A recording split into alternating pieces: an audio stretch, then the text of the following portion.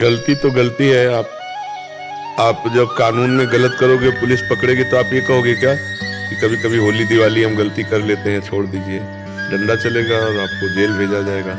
तो अवश्य में वो भोक्तव्यम कृतम कर्म शुभाशुभम, कर्म को भोगना ही पड़ता है। जो हम शुभ या करेंगे, अशुभ या जो करेंगे, या निषेध या पुण्य, जैसे पाप और पुण्य, उसे शुभ अशुभ कहते हैं। तो हम चाहे हंसी मजाक में करें, हंसी मजाक में किसी बहन बेटी को टेढ़ोगे तो आपको बख्शेगा क्या कानून? अगर वो कानून में शिकायत करती तो आप कहते हंसी मजाक में दीपावली होली कभी कभी ऐसा कर लेते हैं, तो पिटाई होगी आपकी, आपको सजा मिलेगी। ऐसे ही हर कर्म की सजा है। जो यहाँ सजा नहीं मिलेगी वो भगवान की तरफ से मिलेगी।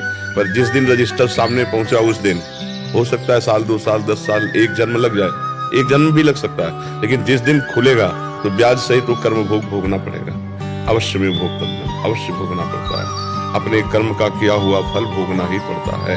चाहे जहां भाग के चला जाए, कर्म वहीं उसको दंड दे देगा। तो इसलिए हमें लगता है कि कभी नहीं पाप करना चाहिए। कोशिश करें भगवान के चरणों का बल लेकर नाम जप करते हुए कि हमसे पाप हो ही ना, तो हमें आगे दुख भोगना ही नहीं पड़ेगा।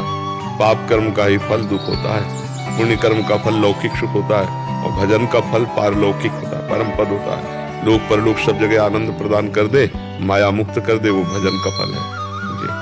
अरुण कुमार जी, राधे राधे। गुरु जी, अगर हमारे माता पिता गुरु मंत्र नहीं लिए तो क्या पुत्र अपनी पत्नी के साथ दीक्षा ले सकता है? हाँ हाँ, बिल्कुल बिल्कुल बिल्कुल। इससे थोड़ी माता पिता नारकी गतियों को जाए तो हम भी नारकी गतियों को जाए, नहीं। हम भजन करके माता पिता का भी मंगल करेंगे, हम उनके पुत्र हैं। हमारा अधिकार है कि हम भजन करके अपने माता पिता को भी, मान लो उनकी रुचि नहीं भजन में, अब पूर्व में भजन नहीं किया तो नहीं रुचि है, तो हमको भजन इतना करना है कि हमारे माता पिता का कल्याण हो जाए, क्योंकि हमारे माता पिता हैं। उनको इस श्लोक में भी सुख मिले और परलोक में सुख मिले, इसलिए दीक्षा लेकर अच्छे आचरण करके भजन करना चाहिए।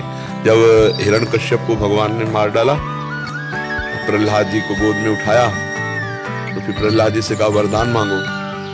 तो उनका प्रभु ऐसे तो वरदान मांगने की बात कहना मानो परीक्षा लेना है। जिसके आप स्वामी हैं तो क्या वरदान मांगे, पर आपकी आज्ञा है तो वरदान मांगता हूं कि मेरे अंदर कोई कामना ही ना रहे। और फिर धीरे से कहा प्रभु, मेरे मन में एक इच्छा है कि मेरा पिता आपसे द्रोह करता था, आपके ही कारण मेरे से द्रोह करता था, भक्त होने के कारण, तो उसकी तो दुर्गति पक्की है जो भगवान से द्रोह करे।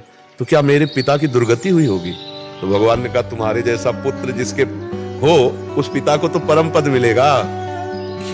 अगर पिता भजन नहीं करता है और पुत्र भगवान का भजन करता है तो पिता की भी सदगति हो जाती है। तो आपका परम कर्तव्य है कि आप किसी संत महात्मा के शरणागत होकर भजन पद्धति से भजन करें, अपने माता पिता का परम मंगल करें।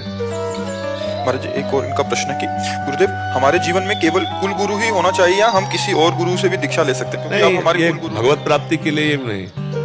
कुल गुरु आदि तो पुरोहित कर्म के लिए है, कुल परंपरा वाला है, लेकिन कुल परंपरा मिटाकर परमात्मा की प्राप्ति करने के लिए तो संत महापुरुषों के सानिध्य की जरूरत है।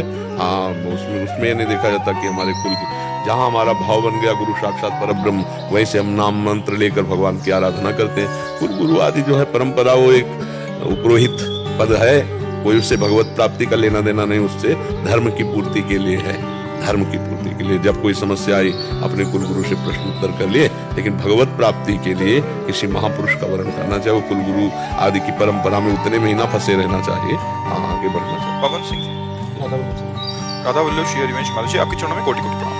महाराज जी, क्या पारिवारिक जनों को सही बात बताना गलत है? नहीं, किसी को सही बात बता दे, लेकिन जो धर्म से नहीं चल रहे उनको सही बात अच्छी नहीं लगेगी, आपका विरोध करेंगे, आपकी निंदा करेंगे, पर अपने को बता देना चाहिए, वो माने चाहे ना माने। समझ जैसे धार्मिक थी, लेकिन क्या होता है जैसे वो तो प्रपंच की बातें कर रहे हैं या फिर परनिंदा कर रहे हैं, तब उनको बोलते हैं ना तो वो फिर नाराज हो जाते हैं। हाँ, वही तो ये धर्म कौन सा है? कौन सा धर्म है जो दूसरे की निंदा करे, परपंची की बातें करे? तो अपने से छोटा भी यदि ज्ञान की बात कहे तो हाथ जोड़कर उसे स्वीकार करना चाहिए।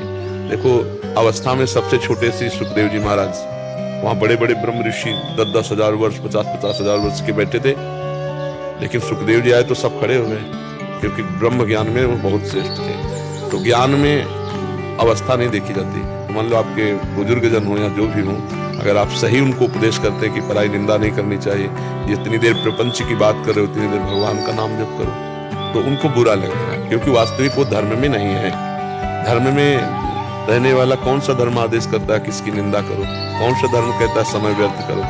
सनातन धर्म के बहुत दिव्य लक्षण हैं, पीछे चर्चा हुई थी। तो भगवान के और धर्म के स्वरूप एक ही है, भगवान ही सनातन है और धर्म ही सनातन भगवान का स्वरूप है। तो ये लोग जो नहीं जानते हैं तो उनको हम धर्मात्मा कैसे कह सकते हैं? क्या धर्म